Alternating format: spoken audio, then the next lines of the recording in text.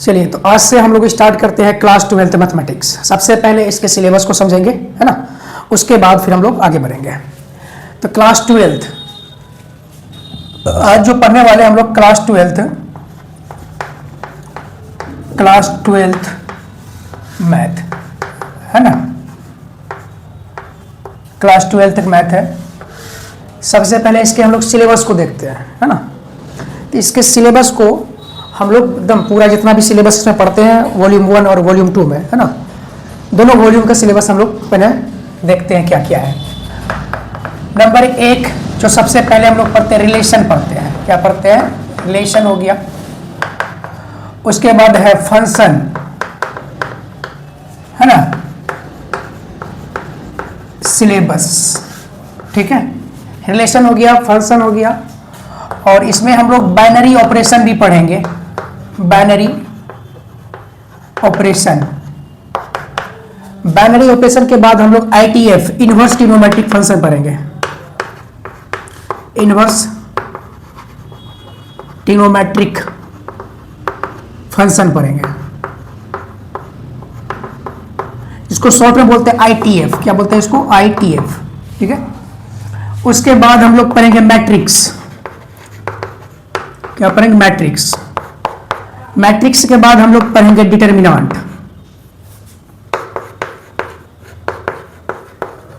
Determinant determinant के बाद पढ़ेंगे हम लोग solution system of a linear equation, है ना, मैट्रिक्स का solution system of linear equation of किसका? मैट्रिक्स का, मैट्रिक्स का, ठीक है। इसके बाद हम लोग पढ़ेंगे कंटिन्यूटी, है ना, कंटिन्यूटी पढ़ेंगे। उसके बाद है डिफरेंशियबिलिटी,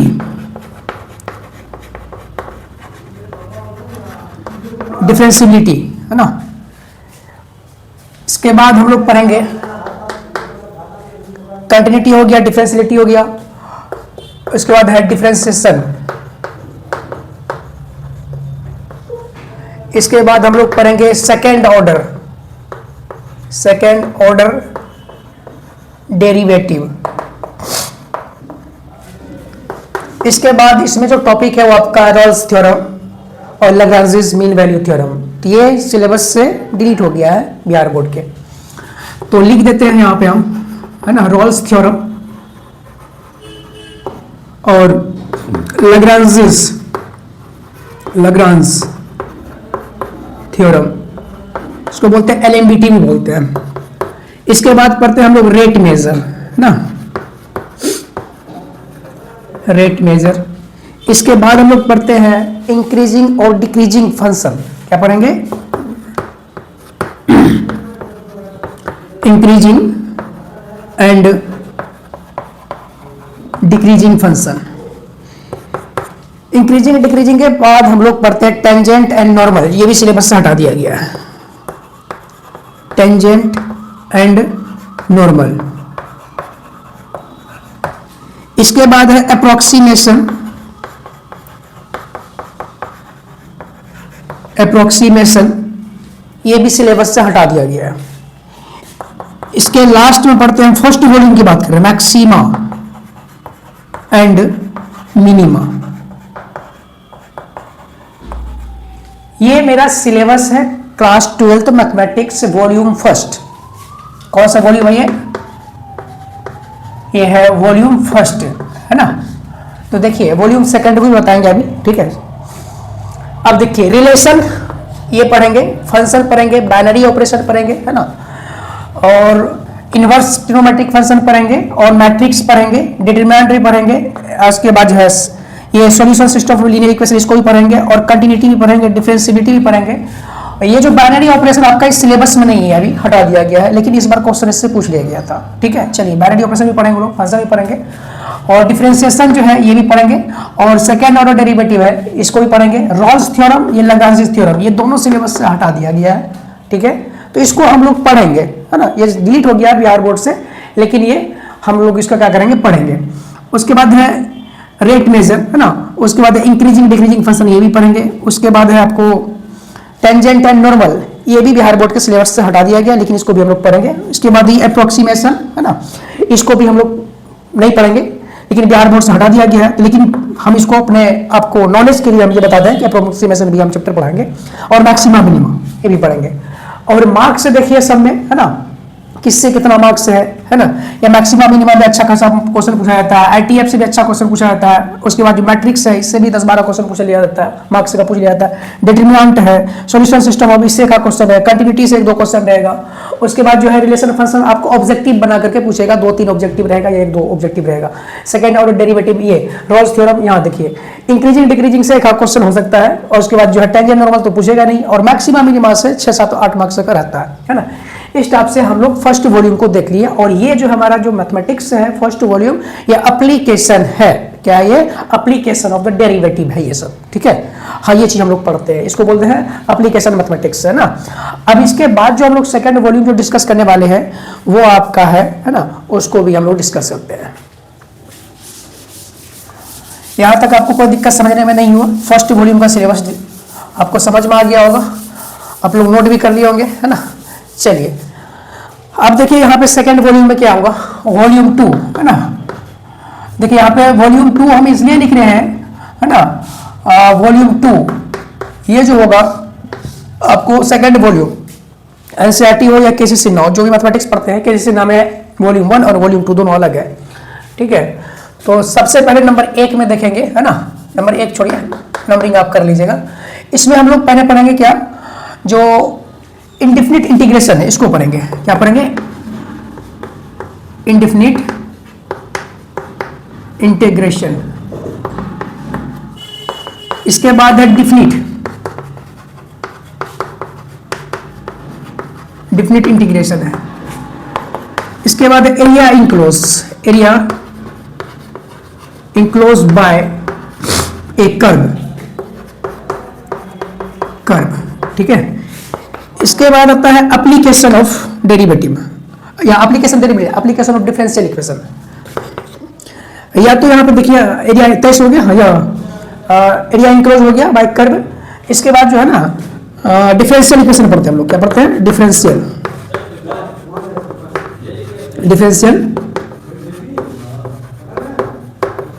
इक्वेशन। इसके बाद हम लोग पढ़ेंगे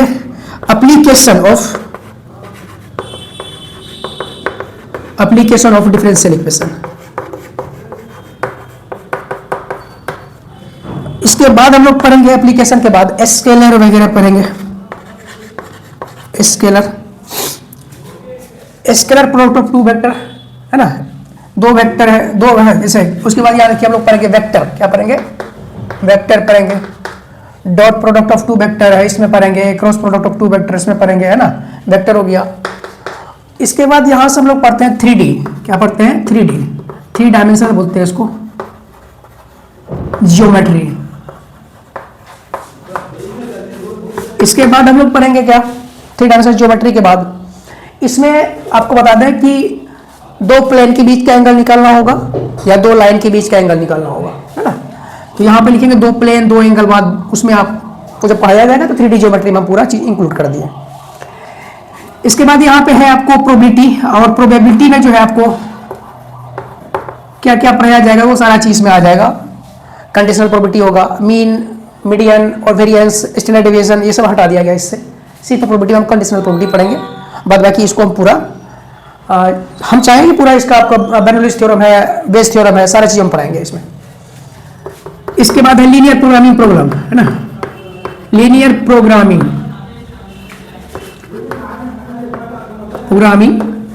प्रॉब्लम,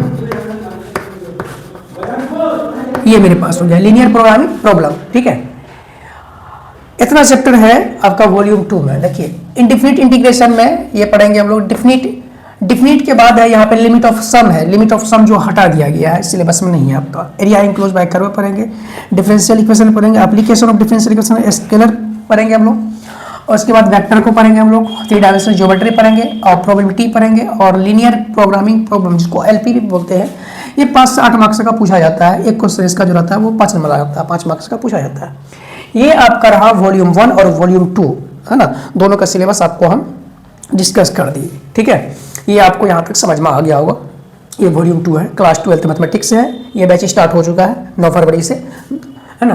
तो आप लोग जो भी है बैच आके ज्वाइन कर सकते हैं, है ना, ऑफलाइन। और ये जो है आपको टाइमिंग बता दें, टाइमिंग आपका 7 से 8 है ना। ये बैच का आप लोग आज से या कल से जब भी आपको चाहे अपना एडमिशन ले सकते हैं करके, ये बैच चालू है। ठीक है, चलिए आज हम लोग स्टार्ट करते हैं। इसमें जो सबसे पहला चैप्टर जो स्टार्ट किया वो मैट्रिक्स की है। पहला क्यों नहीं की? रिलेशन इसलिए नहीं किए, फंक्शन इसलिए नहीं की, अब बता दें रीजन, ITF इसलिए नहीं किए क्योंकि आपको पहले, है ना, कि होता है ना कि पहले आपको हम थोड़ा सा, जो आप लोग 10 से 15 दिन जो आप बैठे थे, जो आप प्रैक्टिस नहीं की है, जो इन्वर्स न्यूमेरिक आपको हम डायरेक्ट लगा दें तो आपको समझ में नहीं आएगा। और रिलेशन भी पढ़ाएंगे तब भी आपको समझ में नहीं आने वाला है। रिलेशन और फंक्शन, ये बाइनरी ऑपरेशन वगैरह जो है ये लास्ट में ही ज़्यादातर हम पढ़ाते हैं ताकि बच्चा को उस वक्त ऑब्जेक्टिव करने में आसान हो जाता है। बाद बाकी ये जो मैट्रिक्स हम इसलिए स्टार्ट किए ताकि मैट्रिक्स के बाद फिर डिटरमाइन पढ़ेंगे, उसके बाद फिर हम लोग पीछे आ जाएंगे। ये मेरा तरह, देखिए पढ़ाने का मेरा अपना अलग प्लान होता है कि कौन सा चैप्टर बच्चा को पहले समझ में आएगा, कौन सा बाद में समझ में आएगा, तो वो सब चीज़ अपने प्लान के हिसाब से हम सेट करते हैं। चलिए ध्यान दीजिए यहाँ पे। तो हम लोग स्टार्ट करते हैं आज मैट्रिक्स को, है ना। मैट्रिक्स होता है क्या, मैट्रिक्स हम लोग पढ़ते क्यों है ना। आज का जो टॉपिक है वो क्या है, मैट्रिक्स। देखिए टॉपिक आपका है मैट्रिक्स। मैट्रिक्स, इसका जो प्लूरल फॉर्म होता है मैट्रिसेस होता है। क्या होता है, मैट्रिसेस। ये इसका प्लूरल फॉर्म हो गया। मैट्रिक्स का प्लूरल फॉर्म बोला जाए तो मैट्रिसेस होता है। और मैट्रिसेस, है ना, मैट्रिक्स हम लोग पढ़ते क्यों है, क्या कारण रहा होगा कि मैट्रिक्स हम लोग पढ़ना स्टार्ट किए। अगर नहीं पढ़ते तो क्या होता, क्या इसका हम लोग 9, 10 में इस टाइप का मैथमेटिक्स पढ़े तो नहीं पढ़े आप, या पढ़े हैं वो आपको पता अभी चल जाएगा। तो देखिए इसमें सबसे पहले हम लोग क्या करेंगे, जैसे आपको अगर से पूछा जाए कि मैट्रिक्स में आप जो है इस टाइप का जैसे आपको दिया जाए, क्वेश्चन दिया जाए, तो 2x + 3y इक्वल टू मान लीजिए यहाँ पे 5 है, और ये लीनियर इक्वेशन है ना। अभी आपको कनेक्ट करके बताएंगे कैसे इसको हमको पढ़ते हैं। और यहाँ पे 3x है प्लस यहाँ पे 5y है इक्वल टू यहाँ पे 17 है, जो भी है ये दिया हुआ मेरे पास। ठीक है, अगर इसको बोला जाए सोल्व करने के, इसका सॉल्यूशन निकालने के लिए, तो हम लोग इक्वेशन 1 और इक्वेशन 2 बोलते हैं इसको। अब हम क्या करते हैं, दोनों को, है ना, इसको साथ ही मानिए अच्छा रहेगा, है ना। इसको क्या किया हम सोल्व करने के लिए, हम लोग यहाँ पे देखते हैं किसी एक वेरिएबल को हमको अगर यहाँ से हम क्या कर दें, हटा दें, तो मेरे पास x का या y का मान जिसको आप लाना चाहिए वो आ जाएगा। इसको हमको देखिए, इसको सेम बनाने के लिए किसी एक को हम मल्टीप्लाई किसी एक इक्वेशन में करना होता है। तो चलिए यहाँ पे हम इक्वेशन 1 में हम कर दिए इसको हम कर दिए 3 से, इसको कर दिए हम कितना, इसको कर दिए 5 से, और इसमें हम कर दिए किससे, इससे हम कर दिए 3 से गुना कर दिए। ठीक है, आप देखिए ये दोनों इक्वेशन को सोल्व जब करेंगे तो 5 10x हो जाएगा, प्लस यहाँ 15y हो जाएगा, और यहाँ पे कितना हो जाएगा 25 हो जाएगा ये। अब ये देखिए 3 का गुना कराएंगे कितना हो जाएगा 9x हो जाएगा, प्लस यहाँ पे 3 × 5 = 15y हो जाएगा, और यहाँ पे 7 × 21 ये हो जाएगा। अब यहाँ पे हम लोग क्या लिखते हैं, घटाने पर क्या लिखते हैं, सब्ट्रैक्टिंग, है ना। यहाँ पे हम लोग सब्ट्रैक्ट करते हैं, तो यहाँ पे लिखते हैं साइड में हम लोग क्या लिखते हैं, सब्ट्रैक्ट लिखते हैं। क्या लिखते हैं, सब्ट्रैक्ट, है ना। सब्ट्रैक्ट का मतलब क्या, जो भी साइन प्लस का है उसको माइनस कर देंगे। ठीक है, ये भी इतना कर लेंगे।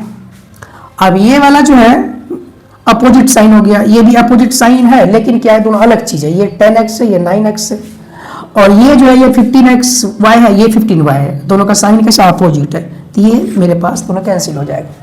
ये 10x में से 9x जाएगा, कितना बच जाएगा, x बच जाएगा, और यहाँ पे 25 में से 21 जाएगा, तो यहाँ पे आ जाएगा 4। मेरे पास x का वैल्यू निकल के आ गया 4। अब ये x के वैल्यू को किसी इक्वेशन फर्स्ट में हम पुट कर दें या सेकंड में पुट कर दें, तो मेरे पास y का वैल्यू आ जाएगा। चलिए यहाँ पे देखते हैं, तो ये है 2x + 3y इक्वल टू यहाँ पे है 5। x का वैल्यू हम यहाँ पे रखेंगे 2 × 4 + 3y, और ये हो गया 5। ठीक है, अब ये हो जाएगा 8 + 3y, और यहाँ हो जाएगा ये 5। ठीक है, हमको y का वैल्यू चाहिए, तो 3y को यहीं छोड़ देंगे, और ये हम जो है 5 को यहाँ छोड़ दिए, 8 को उधर लेंगे, -8 हो जाएगा, और 3y इक्वल टू कितना हो जाएगा, 5 में से 8 जाएगा -3, है ना। तो y इक्वल टू कितना हो जाएगा, -3/में ये हो जाएगा 3, ये कट के आंसर आ गया इसका -1। ठीक है, तो y का वैल्यू आ गया -1। देखो भाई कितना लंबा चौड़ा कैलकुलेशन करना पड़ा हमको, ठीक है, चलिए अब देखिए एक ऐसे व्यक्ति का नाम हम बताने जा रहे हैं, जोसेफ, है ना, जेम्स जोसेफ। ये मैथमेटिशियन था। इन्होंने सबसे पहले मैट्रिक्स के सिद्धांत को प्रकाशित करने का काम किया। इस टाइप का जब प्रॉब्लम उसको मिल रहा था, है ना, उसको सॉल्व आसानी से कर ले रहा था। लेकिन उसके दिमाग में क्या आया, है ना, कि वो इस टाइप से, हाँ, ये आपको सिर्फ समझाने के लिए, मैट्रिक्स आगे आपको सिर्फ एक टेलर है, आपको समझना है कि मैट्रिक्स क्या होता है, ये समझाने के लिए, ठीक है। इसको हम सोल्व कर लिए, ठीक है, यहां तक कोई दिक्कत नहीं। अब यहां उसके दिमाग में क्या आया कि मैट्रिक्स जो है का यूज कैसे आया दिमाग में। अब ये 2 इक्वेशन है, ये मेरे पास इक्वेशन फर्स्ट था, ये मेरे पास सेकंड था, है ना। अब मेरे मन में आया कि चलो मैं एक इक्वेशन और बनाते हैं, यहाँ पे लिखते हैं 4x प्लस यहाँ 5y, है ना, और यहाँ पे 9 है, इक्वेशन थर्ड हो गया। इसमें देखिए वेरिएबल कितना है, इसमें वेरिएबल, ये क्या है, वेरिएबल है, ये भी क्या है, तो ये भी वेरिएबल है ना। ये वेरिएबल y है, ये वेरिएबल x है, ठीक है, 2 वेरिएबल है, x और y क्या है, वेरिएबल है। अब देखिए हम क्या करेंगे, ये दोनों जो है 3 इक्वेशन है मेरे पास, 3 समीकरण है, तीनों समीकरण को सोल्व करने के लिए हमको क्या करना होगा कि पहले ये दोनों को सोल्व करेंगे, फिर उसके बाद ये दोनों को सोल्व करेंगे। इसको सोल्व करने का तरीका देखिए, इसको आप लोग क्लास 9, 10 में सोल्व कर चुके हैं, सब्स्टिट्यूशन मेथड से या क्रॉस मल्टीप्लिकेशन मेथड से या एलिमिनेशन मेथड से, 3 तरीका से इसको आप लोग सोल्व किए, है ना। चलिए यहाँ तक तो आप सोल्व कर लेते हैं, बहुत आसान है, कोई दिक्कत नहीं या कुछ नहीं है, यहाँ तक ठीक है। अब यहाँ बताइए, ये अब 2x plus 3y plus 5z equal to 11 है, और यहाँ 6x प्लस यहाँ पे 9y plus 7z equal to यहाँ पे 15 है।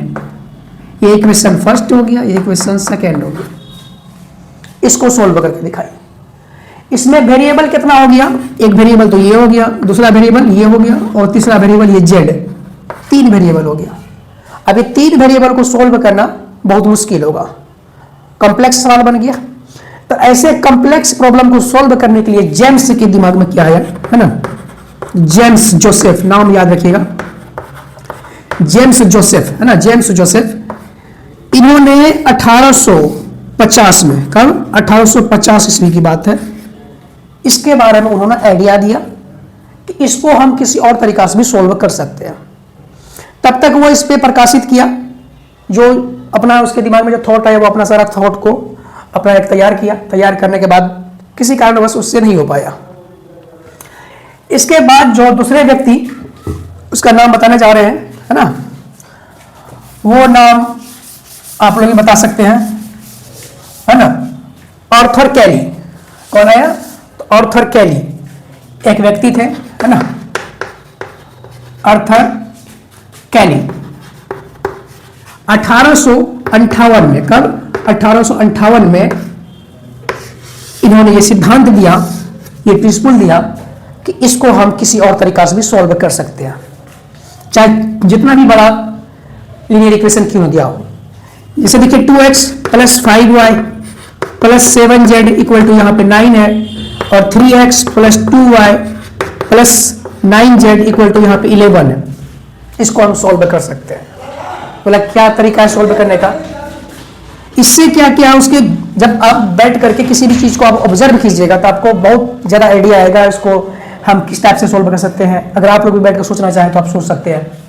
इससे क्या किया कि x जो वेरिएबल है, y जो वेरिएबल है, सबको हटा देते हैं, है ना, ये सबको हटा दिया गया, ठीक है, और प्लस के साइन को भी हटा दिया गया, है ना। ये इस टाइप से इसको सॉल्व करना शुरू किया, ठीक है, ये इस टाइप से इसको सॉल्व करना शुरू किया, है ना, इसको इस टाइप से सॉल्व करना किया। तो ये जो सिंबल आप देख रहे हैं, ये है सिंबल मैट्रिक्स का। ये तरीका का नाम दिया, ये जो तरीका से जो बनाया गया, इस आइडिया को जो नाम दिया गया, इसका नाम दिया गया मैट्रिक्स। क्या नाम दिया गया इसका, मैट्रिक्स नाम दिया गया। ये क्या है, तो मैट्रिक्स। ये जो ब्रैकेट होती है, स्क्वायर ब्रैकेट, ये जिसको बिग ब्रैकेट बोलते हैं आप लोग, है ना, यही ब्रैकेट का नाम है मैट्रिक्स। क्या नाम है इसका, मैट्रिक्स नाम है, ठीक है। ये होता है मैट्रिक्स, हम लोग क्यों पढ़ते हैं। अब इसका मैट्रिक्स का यूज देखिए, एक तो लीनियर इक्वेशन को सॉल्व करने में, ग्राफिक्स वगैरह जब तैयार करते हैं उसको, उसमें आपको मैट्रिक्स का यूज होता है। आपको भी डेटा को आप एक जगह इकट्ठा करते हैं, वहाँ भी मैट्रिक्स का यूज करते हैं, है ना। तो एवरीवेयर मैट्रिक्स का यूज जो है आप बहुत ऐसे जगह करते हैं जो आपको खुद पता नहीं कि मैट्रिक्स का यूज यहाँ पे हो रहा है। कंप्यूटर में वहां भी मैट्रिक्स का यूज होता है ना, हर जगह। चलिए अब हम लोग मैट्रिक्स को समझते हैं, है ना। मैट्रिक्स कैसे सिंबल होता है, कैसा दिखता है, मैट्रिक्स के डेफिनेशन को समझेंगे सबसे पहले, है ना। इतना आइडिया समझ में आ गया होगा आप लोगों को। तो मैट्रिक्स हम लोग क्यों पढ़ते हैं, आप समझ में आ गया। लीनियर इक्वेशन के जो प्रॉब्लम थे 2 वेरिएबल तक हम लोग सोल्व कर पा रहे हैं, 3 वेरिएबल 4 वेरिएबल वाला हो तो हम लोग इसको कैसे सोल्व करेंगे। तो इसी कारण से हम लोग मैट्रिक्स पढ़ते हैं, ताकि वो जो लीनियर इक्वेशन क्लास 10th में पढ़े थे वो अब लीनियर इक्वेशन ही पढ़ रहे हैं हम लोग यहाँ के क्लास 12th में, लेकिन इसको सोल्व करने का तरीका अलग है। ठीक, चलिए तो मैट्रिक्स में सबसे पहले हम लोग देखते हैं इसके डेफिनेशन को। मैट्रिक्स का जो डेफिनेशन है वो क्या कहता है। मैट्रिक्स का डेफिनेशन समझ लीजिए। Matrix is the rectangular form. क्या है, matrix is a rectangular form. कैसा होता है, रेक्टेंगुलर फॉर्म, है ना। विच इज, क्या लिखेंगे, which is arranged, which is arranged in row wise and column wise.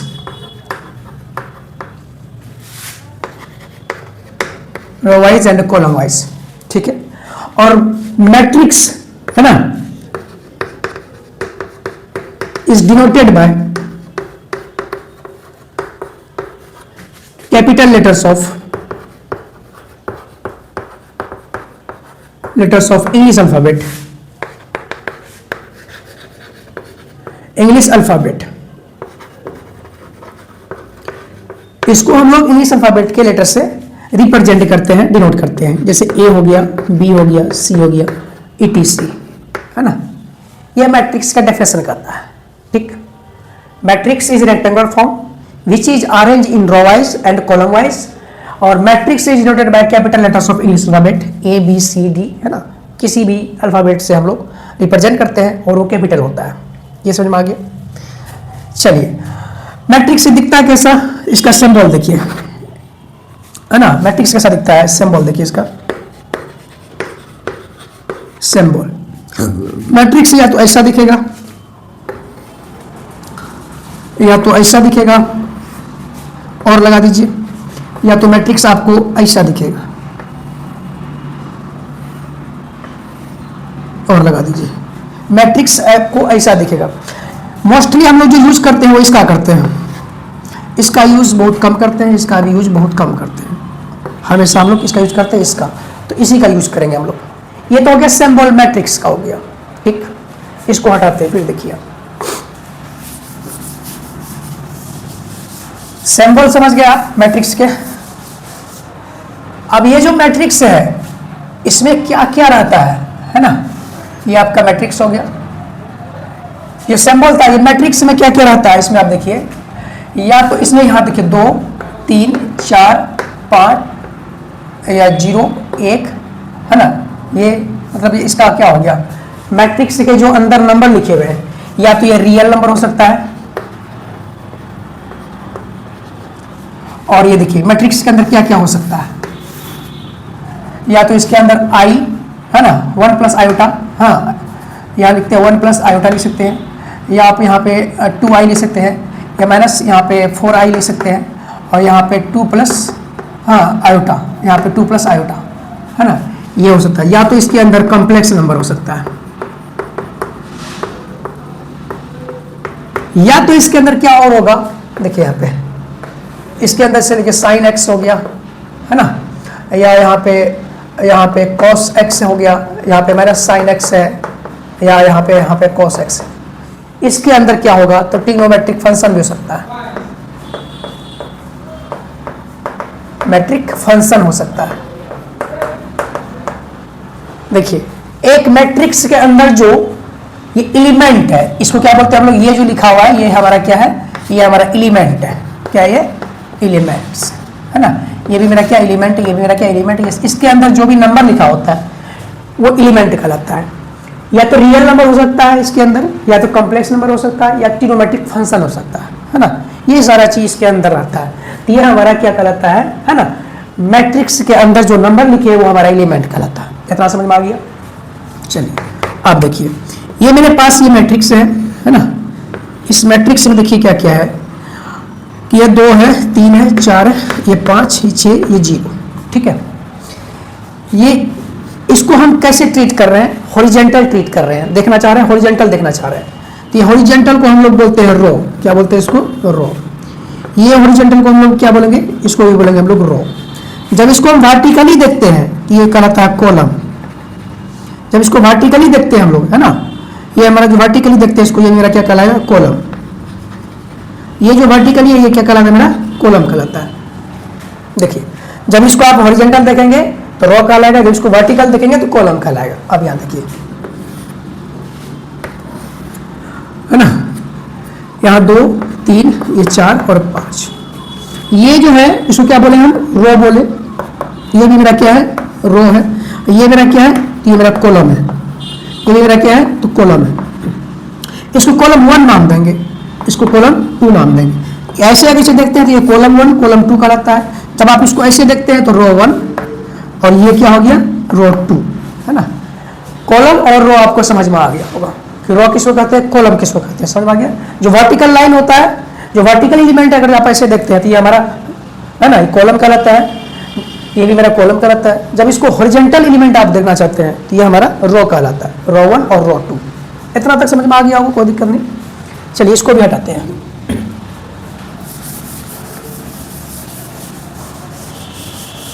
देखिए, आपको यहां पे आप समझना क्या है कि अगर ये मेरे पास मैट्रिक्स दिया हुआ है, इस मैट्रिक्स में 2, 3, 4, 0, 1, 2, 2, 3, 1 ऐसा लिखा हुआ है। ठीक है, इसका नाम आप दिए क्या? इसका नाम दिए R1, इसका नाम दिए R2, इसका नाम दिए हम क्या? R3, रो 3। इसका नाम दिया हम C1, इसका नाम दिया हम C2, इसका नाम दिया हम C3, कॉलम 1, कॉलम 2, कॉलम 3। ठीक है, ये मेरे पास इसको बताने का तरीका हो गया। रो 1 मतलब ये, रो 2 ये, रो 3 ये, कॉलम 1 ये, कॉलम 2 ये, कॉलम 3 ये, है ना। अब देखिए, इसमें बोला जाए कि टोटल नंबर, क्या बोलेंगे? टोटल नंबर ऑफ एलिमेंट कितना है? एलिमेंट कितना है? तो हम लोग क्या करते हैं? नंबर ऑफ रोज कितने हैं? देखिए, नंबर ऑफ रोज को मल्टीप्लाई करेंगे हम लोग नंबर ऑफ कॉलम से। तो नंबर ऑफ रो कितना है? रो कितना है? तो 3 है।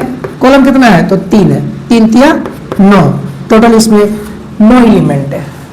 1, 2, 3, 4, 5, 6, 7, 8 और 9। टोटल इसमें कितने एलिमेंट हो गए? 9 एलिमेंट हो गए। ठीक है, ये मेरे पास अगर एलिमेंट को आपको बताना है, आप क्या करेंगे? टोटल नंबर ऑफ एलिमेंट निकालने के लिए जो फॉर्मूला बना, number of rose multiply number of column, है ना। ये तरीका है इसको बताने का। ठीक है, आप देखिए यहाँ पे इसमें आप देखिए ये जो है ना, ये इतना आपको समझ में आ गया होगा आइडिया। तो इसके बाद हम लोग क्या करते हैं? रो और कॉलम को समझ में आ गया, टोटल नंबर ऑफ एलिमेंट कैसे निकालते हैं तो वो भी आपको पता चल गया। अब हम लोग देखेंगे मैट्रिक्स में, है ना।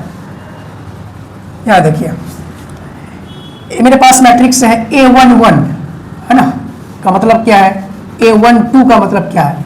रो 1 कॉलम 1, रो 1 कॉलम 2, रो 3, हाँ रो 1 और कॉलम 3, डॉट डॉट करके आप आगे बढ़िए और यहाँ पे लिखिए रो 1 कॉलम n, है ना। रो 1 और यहाँ पे कॉलम n चले आए। ठीक है, आप देखिए A21 रो 2 कॉलम 2, A22 है ना, A23 है ना, और डॉट डॉट करके जाएंगे A2n, है ना। अब यहाँ लिखेंगे A31 और यहाँ लिखेंगे A32 और यहाँ लिखेंगे A33, है ना। डॉट डॉट करके जाएंगे A3n लेंगे। ठीक है, अब यहाँ देखिए, अब हम क्या करेंगे? ऐसे ऐसे करके डॉट डॉट दिखा देंगे, नीचे आएंगे, है ना। अब देखिए, इसको लिखेंगे हम लोग क्या? AM1, क्या लिखेंगे? इसको लिखेंगे AM1, या इसको लिखिए आप यहाँ पे ऐसे लिख सकते हैं AM1, डॉट डॉट करके दिखा दिया तो M ले लेते हैं इसको, AM1, और इसको लिखेंगे A, है ना, इसको लिखेंगे AM2, है ना, या इसको AM3, है ना। समझ में आ गया हो क्या कर रहे हैं हम? AM गुना N, ये मेरे पास इसको दिखा रहे हैं। या तो इसको आप ऐसे दिखा सकते हैं, एक तरीका और है कि यहाँ पे A है, M क्या है? यहाँ पे रो है, तो रो मेरे पास क्या है, m टाइम्स है, रो मेरे पास क्या हो गया, m टाइम्स, और ये कॉलम जो मेरे पास क्या हो गया, n टाइम्स। रो मेरे पास m टाइम्स और कॉलम मेरे पास n टाइम्स, रो मेरे पास m टाइम्स, कॉलम मेरे पास m टाइम्स। इसको दिखाने का ये तरीका हो गया, है ना। आप देखिए ये जो हो गया m क्रॉस n का मतलब ये हो गया कि इसमें रो और कॉलम दोनों क्या है, m टाइम्स है, ठीक है। अब इसको पता चल गया आपको, ये मेरा जो होता है ये रो 1 होता है, ये मेरे पास होता है रो 2 होता है, ये मेरे पास क्या है रो 3 होता है, डॉट डॉट करके आया, ये मेरे पास क्या हो गया, Rn हो गया। अब देखिए यहाँ पे ये मेरे पास कॉलम 1 हो गया, ये मेरे पास कॉलम 2 हो गया, ये मेरे पास कॉलम 3 हो गया, ये मेरे पास डॉट डॉट कॉलम n हो गया, ये m है ना, ये m हो गया और ये मेरे पास n हो गया, तो दोनों का मल्टीप्लाई कर देते m क्रॉस n, ठीक है। इसके अंदर जो लिखे हुए ये सब के सब क्या है, ये एलिमेंट है, ये क्या है, ये एलिमेंट है, ये सब के सब क्या है, ये एलिमेंट है, कोई दिक्कत समझने में नहीं होना चाहिए, ये सब के सब क्या है इसके अंदर, ये एलिमेंट, ठीक।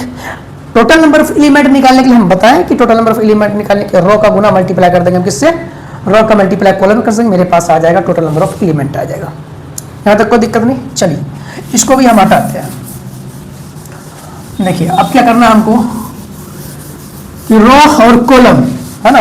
देखिए यहाँ पे ये मेरे पास एक मैट्रिक्स है ना,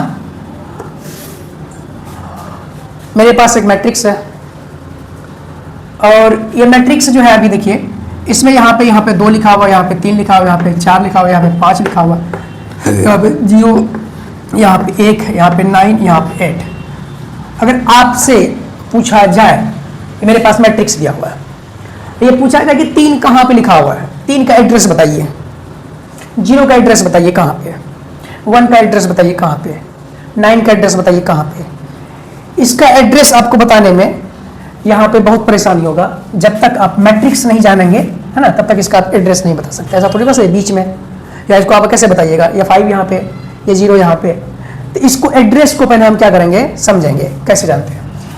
अगर आपसे पूछा गया कि A11 के ये जो मेरा जो एलिमेंट होता है ना, इसको बोलते हैं प्रिंसिपल एलिमेंट बोलते हैं, ये 0 नहीं होता है, प्रिंसिपल एलिमेंट कभी 0 नहीं होता मैट्रिक्स से, है ना। मैट्रिक्स में प्रिंसिपल एलिमेंट 0 नहीं होता। A11 बोला जाए तो मेरे पास क्या है, 2 है। अगर बोला जाए कि A13 कहाँ पे, देखो भाई रो 1 कॉलम 3, रो 1 कॉलम 3, मेरे पास क्या होगा, ये हो गया, है ना, मेरे पास ये हो गया। अगर बोला A22 ये कहाँ पे लिखा हुआ है, A22 रो 2 कॉलम 2, तो इसका पोजीशन आप बता दिए, ये कितना हो गया, इसका एड्रेस ये हो गया। अगर बोला जाए कि A31 का मतलब क्या हुआ, आपके पास ये 1 दिया हुआ है। A32 ये कहाँ पे लिखा हुआ है, ये आपके पास A3 रो 3 कॉलम 2, ये 9 है, ठीक है, इसका एड्रेस बताने के लिए। अगर आपसे पूछा जाए कि इसको आप क्या लिखेंगे, ये मेरे पास क्या है, कॉलम 2, है ना, तो यहाँ सबसे पहले लिखिए A कॉलम 2 और कॉलम रो 2 कॉलम 3, ये कहाँ पे है, A23 का वैल्यू क्या है, मेरे पास 0 है ना, इसका एड्रेस। अगर आपसे बोला जाए कि A34 ये क्या है, तो है ही नहीं, क्योंकि रो 3 है कॉलम 4 है ही नहीं, कॉलम 4 जब नहीं है तो ये मेरा क्या होगा, 0, कुछ भी नहीं, ठीक है। ये इसका एड्रेस बताने का तरीका हुआ, है ना। जब हम लोग कंस्ट्रक्ट ऑफ मैट्रिक्स पढ़ेंगे, कंस्ट्रक्शन ऑफ मैट्रिक्स, ये मैट्रिक्स को बनाने का काम करेंगे, ये चीज मेरे पास काम आएगा। A11 का मतलब क्या हो गया, आप देखिए यहाँ पे ये जो मेरे पास A12 या A11 जो भी है, ये जो है ना मेरे पास ये जो होता है ये रो होता है, पहला जो A1 वो क्या हो गया, रो, और ये दूसरा जो है ये मेरे पास हो गया कॉलम, क्या हो गया, ये कॉलम, ठीक है। और इसी को बोलते हैं आइथ रो, क्या बोलेंगे, आइथ जो होगा, आई वाला जो होगा वो क्या हो, आई है, ये होता है आई और ये होता है जे, है ना। ये जो आई है और जे है, आइथ क्या होगा, रो होता है ना, आइथ क्या होता है, रो, और जेथ क्या होता है, कॉलम होता है। और मैट्रिक्स जो हम लोग डिनोटेट करते हैं ना, वो ऐसे भी करते हैं, ए मैट्रिक्स इक्वल टू AIJ, और ये m क्रॉस n का है, ठीक है।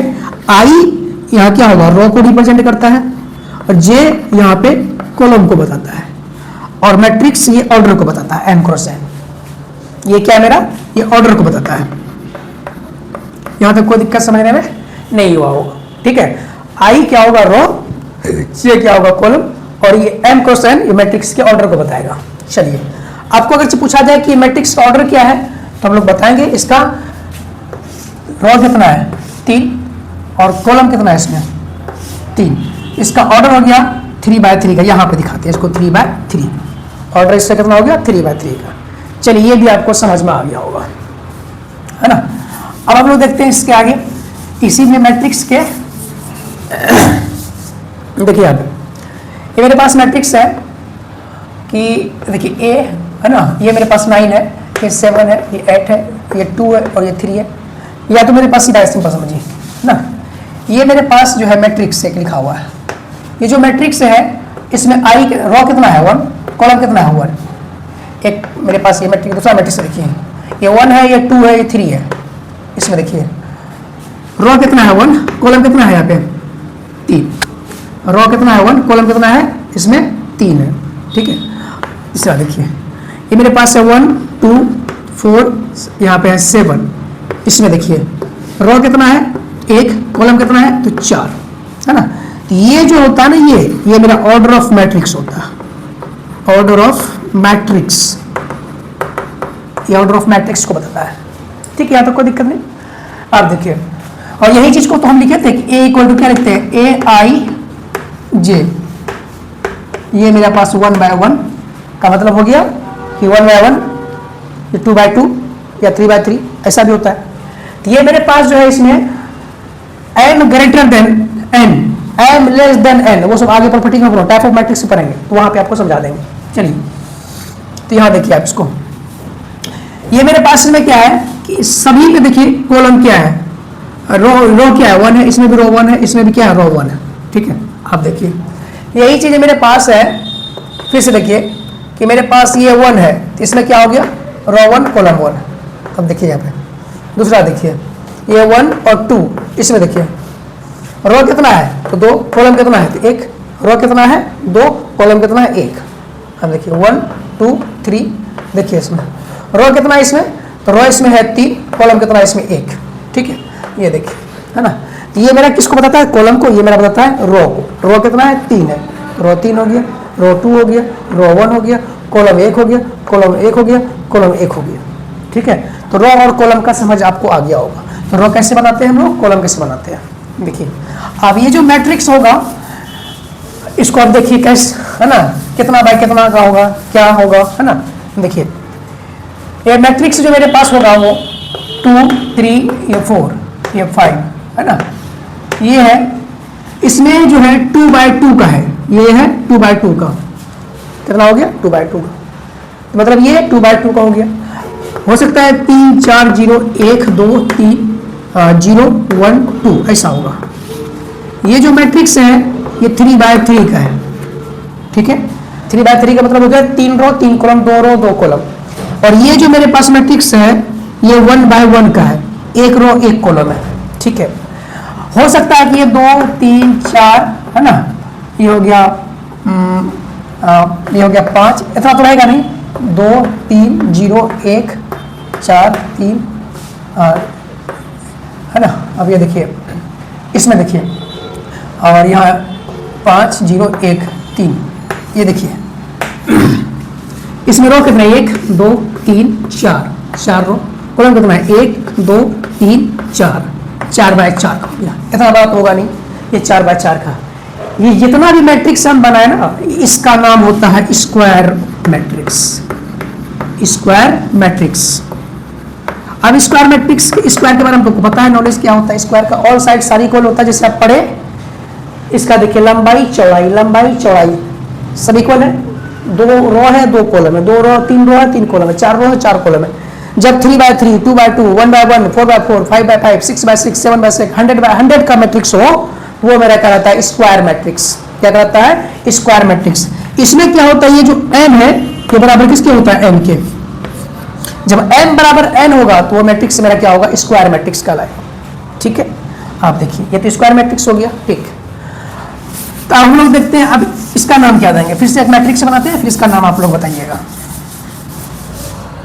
देखिए यहाँ पे ये मेरे पास है 2 3, है ना, और ये हो गया 4 2 0 1। ये देखिए मैट्रिक्स, एक मैट्रिक्स ये भी है। अब देखिए ये 2 3, ये भी मेरे पास मैट्रिक्स है ना, ये भी मेरे पास मैट्रिक्स है, हाँ।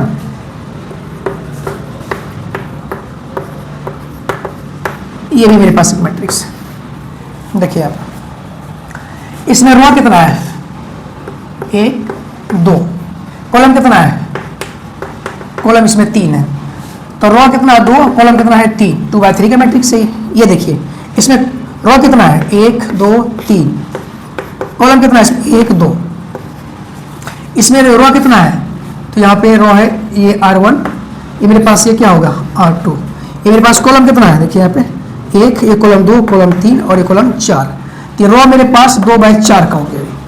ये देखिए यहाँ पे ये जो है m है और ये जो मेरे पास n है, क्या m बराबर n के है, तो नहीं है। क्या ये m बराबर n के है, तो नहीं है। क्या ये m बराबर n के है, तो नहीं है। जब m बराबर n नहीं हो, 3/2, 2/3, 4/5, 6/7, 8/9 इस टाइप का मैट्रिक्स हो, है ना, जब इसका ऑर्डर जो है वो क्या हो, मतलब सेम नंबर नहीं हो, 2/2, 3/3 का नहीं हो, 4/4 का नहीं हो, जब ये 2/3 का हो या 3/2 का हो, ये जो मैट्रिक्स होता है इसका नाम हम लोग देते हैं रेक्टेंगुलर मैट्रिक्स। क्या नाम देते हैं इसका, रेक्टेंगुलर मैट्रिक्स इसका नाम है ना। जब सेम ऑर्डर का होगा तो स्क्वायर मैट्रिक्स, जब दोनों डिफरेंट ऑर्डर का होगा तो उसको बोलते हैं रेक्टेंगुलर मैट्रिक्स। इसके बाद हम लोग पढ़ेंगे टाइप ऑफ मैट्रिक्स और कंस्ट्रक्शन ऑफ मैट्रिक्स वहाँ बताएंगे, उसके बाद टाइप ऑफ मैट्रिक्स बताएंगे। तो आगे हम नेक्स्ट वीडियो हम लोग देखेंगे। चलिए, थैंक यू।